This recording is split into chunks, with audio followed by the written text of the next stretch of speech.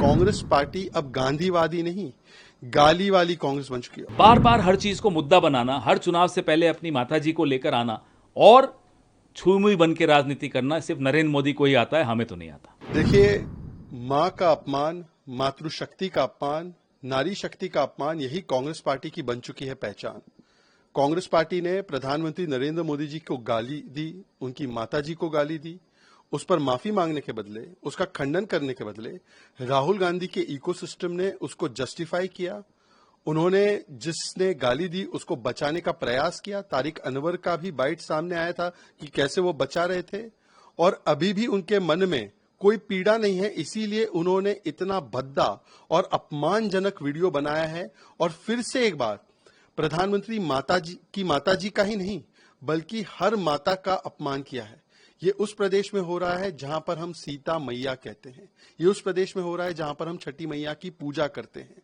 अभी नवरात्र आने वाले हैं, दुर्गा मां की पूजा होगी, उससे पहले इस प्रकार का अपमान करना ये सुनियोजित ढंग से किया जा रहा है, क्योंकि कांग्रेस पार्टी अब गांधीवादी नहीं, गाली वाली कांग्रेस बन चुकी है। और केवल मां के प्रति ये भावना नहीं है, उन्होंने तो बिहार को बीड़ी भी बोल दिया। तो सोचिए, कांग्रेस आज गली गली में नहीं, कांग्रेस गाली गाली में आ चुकी है।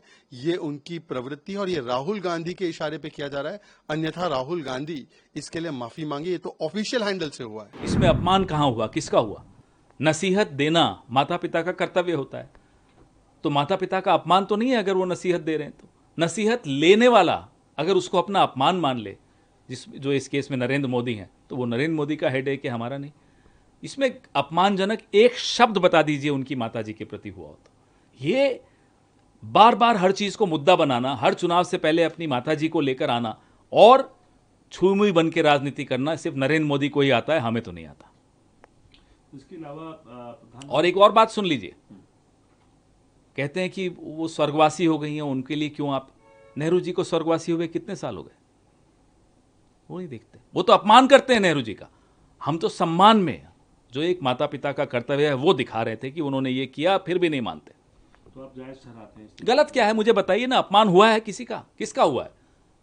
नसीहत लेने वाले को अपमानजनक लग रहा है कि साहब मैं तो विश्व गुरु हूं, मुझे कौन नसीहत दे सकता है? मुझे तो अपनी माताजी भी नसीहत नहीं दे सकती। क्या बात है भाई, ये क्या रवैया है आपका?